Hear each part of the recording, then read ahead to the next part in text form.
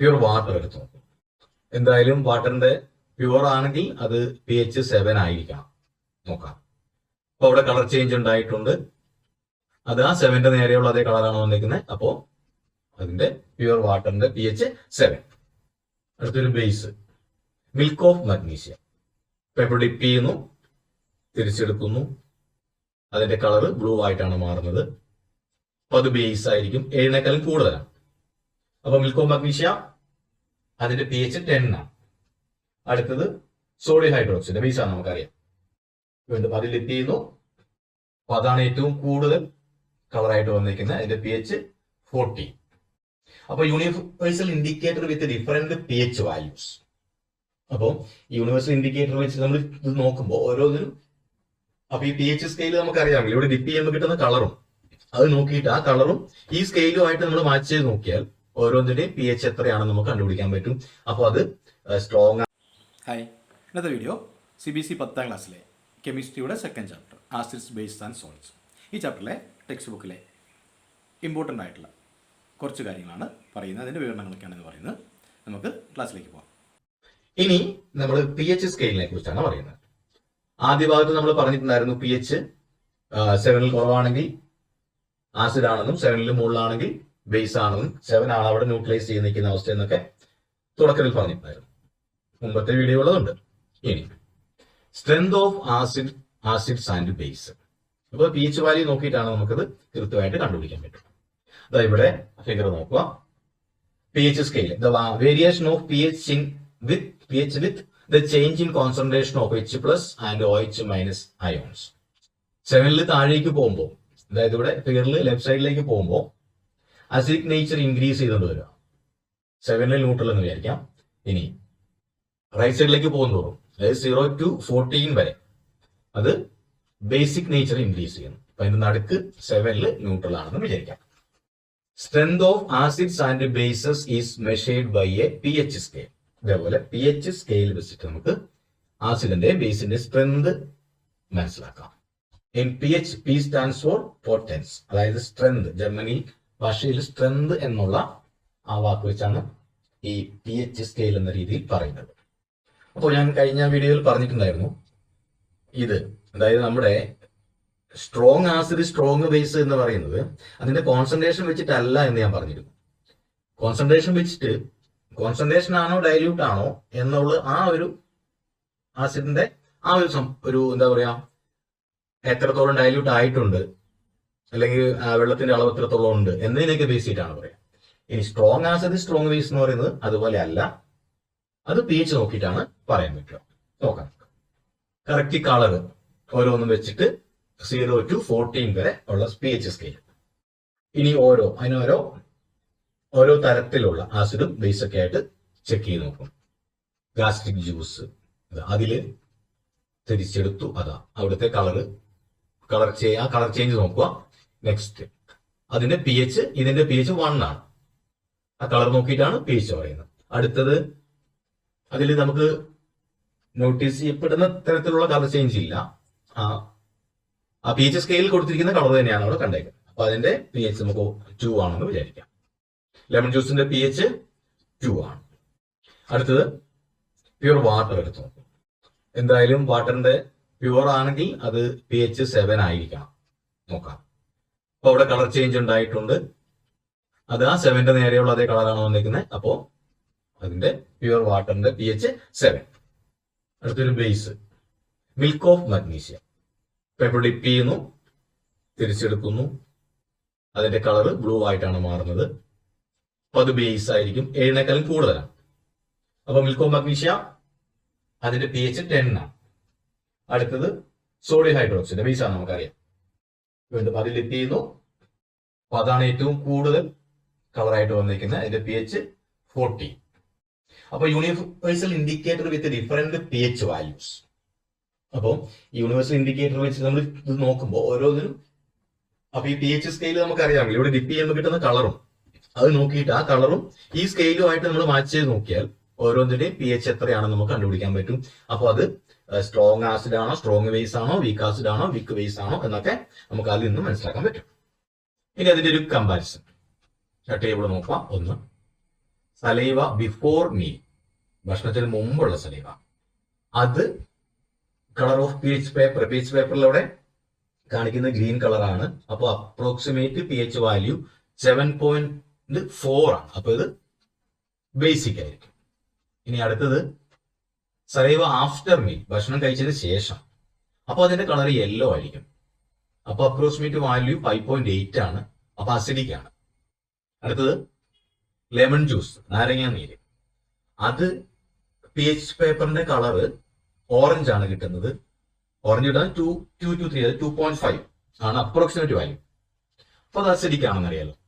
ഇനി അടുത്തത് colourless aerated drink, അതിന്റെ കളറ് ഗ്രീൻ ആണ്. അപ്രോക്സിമേറ്റ് വാല്യൂ 6 ആണ്. അത്ര സ്ട്രോങ് ആയിട്ട് ആസിഡ് അല്ല, വെള്ളത്തിനേക്കാൾ കുറച്ച്. എന്നാലും അസിഡിക്, പി എച്ച് 7 താഴെയാണ്. അതുകൊണ്ട് തന്നെ അത് അസിഡിക് ആണ്. നമുക്ക് കുടിക്കാൻ പറ്റുന്ന സാധനമാണ്. ഇപ്പൊ ലെമൺ ജ്യൂസ് ആണെങ്കിൽ പോലും ലെമൺ ജ്യൂസ് നമ്മൾ കുടിക്കാൻ പറ്റുന്ന സാധനമാണല്ലോ. അത് അസിഡിക് ആണ്. അത്രയുമല്ല, ഇത് വെള്ളത്തിലൊക്കെ മിക്സ് ചെയ്ത് വരുന്ന സംഭവമാണ്. അപ്പോൾ അതിന്റെ പി എച്ച് ന്യൂട്രൽ സൊല്യൂഷനിൽ വെള്ളത്തിലൂടെ മിക്സ് ചെയ്ത് കഴിയുമ്പോൾ അതിന്റെ അപ്രോക്സിമേറ്റ് പി എച്ച് വാല്യൂ 7 അടുത്ത് നിൽക്കും. അപ്പൊ അതാണ് 6, അത് അസിഡിക് ആണ്. ഇനി അടുത്തത് കാരറ്റ് ജ്യൂസും യെല്ലോ കളറാണ്, 5.6. അപ്പോൾ അതും അസിഡിക് ആണ്. കോഫി യെല്ലോ, പി എച്ച് 5 ആണ്. അപ്പോൾ അസിഡിക് ആണ്. കളറ് ഓറഞ്ച് അല്ല, കളറ് ഓറഞ്ച് ആണ്. ടൊമാറ്റോ ജ്യൂസ് തന്നെ, അതിന്റെ പി എച്ച് പേപ്പറിന്റെ കളർ ഓറഞ്ച്. അപ്പോ അപ്രോക്സിമേറ്റ് പി എച്ച് വാല്യൂ 4.1 ആണ്. അത് അസിഡിക് ആണ്. അടുത്തത് ടാപ്പ് വാട്ടർ, അതായത് ശുദ്ധമായ വെള്ളമല്ല, പ്യുവർ ഫോം അല്ല. ടാപ്പ് വാട്ടർ എന്ന് പറയുമ്പോൾ അതിന് മറ്റ് ഇമ്പ്യൂരിറ്റീസ് ഒക്കെ ഉണ്ടാവും. അതിന്റെ പി എച്ച് പേപ്പറിലെ കളർ ഗ്രീൻ ആണ്. അപ്രോക്സിമേറ്റ് വാല്യൂ 6.9, 7 എത്തിയിട്ടില്ല, കുറച്ച് ശുദ്ധമായ വെള്ളത്തിലും കുറച്ച് താഴെയാണ്. അപ്പൊ അതുകൊണ്ട് തന്നെ അത് അസിഡിക് ആയിരിക്കും. അതാണ് നമ്മൾ ആദ്യം പറഞ്ഞ ചില എക്സ്പെരിമെന്റിൽ കറണ്ടിനെ കടത്തി വിടുന്നത്. പ്യുവർ 7 ആയിട്ട് പി എച്ച് വാല്യൂ കറക്റ്റ് 7 ആണ്. മറ്റ് ഇമ്പ്യൂരിറ്റീസ് ഒന്നും ഇല്ലാത്ത പ്യുവർ വാട്ടർ ആണെങ്കിൽ അത് കറണ്ടിനെ കടത്തി വിടൂല. പക്ഷേ ഞാൻ കഴിഞ്ഞൊരു വീഡിയോയിൽ ഇത് പറഞ്ഞിട്ടുണ്ടായിരുന്നു.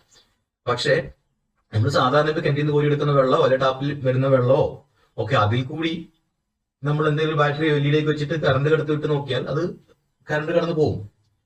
ആ ലൈറ്റ് ബൾബ് കത്തും, എൽഇഡി കത്തും. എൽഇഡി ക്ലോസ് ചെയ്യണമെങ്കിൽ അതിനർത്ഥം എന്താ, അവിടെ സർക്യൂട്ട് പൂർത്തിയായിട്ടല്ല, കംപ്ലീറ്റ് ചെയ്യണം. അപ്പൊ കംപ്ലീറ്റ് ചെയ്യണമെങ്കിൽ സർക്യൂട്ട് കംപ്ലീറ്റ് ചെയ്യണമെങ്കിൽ അതിൽ കൂടി കറണ്ട് കടന്നു പോകണം. അപ്പൊ അത് കണ്ടക്ട് ചെയ്യുന്നതാണ്. പക്ഷേ പ്യുവർ വാട്ടർ ആണെങ്കിൽ പി എച്ച് 7 ആയിട്ടുള്ളതാണ് കണ്ടക്ട് ചെയ്യില്ല. അപ്പൊ ടാപ്പ് വാട്ടർ കറണ്ടിനെ കണ്ടക്ട് ചെയ്യും. അപ്പൊ നമ്മൾ കണ്ടെത്തിയിരിക്കുന്നത് ടാപ്പ് വാട്ടർ അസിഡിക് ആണെന്നാണ്. അതിന്റെ അപ്രോക്സിമേറ്റ് വാല്യൂ 7 താഴെയാണ്. അപ്പൊ അത് അസിഡിക് ആണ്. 1 മോളാർ NaOH, NaOH കാണുമ്പോൾ നമുക്ക് എന്താ അറിയാം, ഇത് ബേസിക് ആണെന്ന് അറിയാം. പേര് കേട്ടിട്ടുള്ളത്, അത് ബേസിക് ആണ്. അപ്പൊ അതിന്റെ പി എച്ച് പേപ്പറിലെ കളറ് ബ്ലൂ ആണ്. അപ്പൊ അതിന്റെ അപ്രോക്സിമേറ്റ് വാല്യൂ 1 മോളാർ സൊല്യൂഷൻ ആണ്. അപ്രോക്സിമേറ്റ് വാല്യൂ 13 ആണ്. അപ്പൊ എന്തായാലും ബേസിക് ആണ്. Next 1 molar HCl. HCl കേൾക്കുമ്പോൾ തന്നെ ഇത്രയും കേട്ട ആൾക്കാർക്ക് മനസ്സിലാവും എന്തായാലും ആസിഡ് ആണെന്ന് നമുക്കറിയാം. HCl അതിന്റെ കളറ് റെഡ് ആണ്. റെഡ് എന്ന് പറയുമ്പോൾ അപ്രോക്സിമേറ്റ് പി എച്ച് വാല്യൂ 1 ആണ്. ഏറ്റവും അതായത് പി എച്ച് വാല്യൂ കുറയാന്ന് പറയുമ്പോൾ സ്ട്രോങ് ആയിട്ട് അസിഡിക് ആയിരിക്കും. അപ്പോൾ നേച്ചർ ഓഫ് സബ്സ്റ്റൻസ് അസിഡിക് ആണ്. ഇനി importance of P H in everyday life. നമ്മുടെ ജീവിതത്തിൽ നമ്മളിപ്പോൾ വെള്ളത്തിന്റെ കാര്യമൊക്കെ പറഞ്ഞു, അതുപോലെ മണ്ണിന്റെ അസിഡിറ്റി ഉണ്ട്. അപ്പോൾ അതും നോക്കിയിട്ട് പി എച്ച് വാല്യൂ നമ്മുടെ ജീവിതത്തിൽ, അതായത് നമ്മളിപ്പോൾ കെമിസ്ട്രിയിൽ പറയുന്ന ലബോറട്ടറി അല്ലാതെ ജീവിതത്തിലുള്ള പി എച്ച് വാല്യൂവിന്റെ importance of P H in everyday life. Acid rain എന്നുള്ള കേട്ടുണ്ടാവില്ലേ? ആസിഡ് റെയിൻ ഉണ്ടാവുന്നത് എങ്ങനെ? അപ്പോൾ ആസിഡ് റെയിൻ എന്ന് പറയുമ്പോൾ ഈ മഴവെള്ളത്തിൽ 7 താഴെ പി എച്ച് ആയിട്ടുള്ള അസിഡിക് ആയിട്ടുള്ള സാധനങ്ങൾ എന്തെങ്കിലും ഉണ്ടായിരിക്കണം. അപ്പോൾ ആസിഡ് റെയിൻ എന്ന് പറഞ്ഞത് P H range of human body is 7 to 7.8 ആണ്. അപ്പൊ നമ്മൾ ആസിഡ് അല്ല, എന്നാൽ കുറച്ചുകൂടെ സാധ്യത ബേസിറ്റിക് ആണ്. അപ്പം 7.8 വരെയാണ് ഹ്യൂമൻ ബോഡിയുടെ P H value. When P H of rain water is less than 5.6, P H of rain water is, അപ്പൊ നമ്മൾ നേരത്തെ പറഞ്ഞത് ടാപ്പ് വാട്ടറിനൊക്കെ എന്താ 7 കുറവാണ്, അസിഡിക് ആണെന്ന് പറഞ്ഞു. അപ്പം മഴവെള്ളത്തിനും അതും അസിഡിക് ആയിരിക്കും. പക്ഷേ സാധാരണ മഴവെള്ളം അത് 7 കുറവാണെങ്കിലും പ്രശ്നമല്ല. പക്ഷെ P H of rain water is less than 5.6, 5.6 കുറവാണെങ്കിൽ ഇത് റെയിൻ വാട്ടർ ഈസ് അസിഡിക്.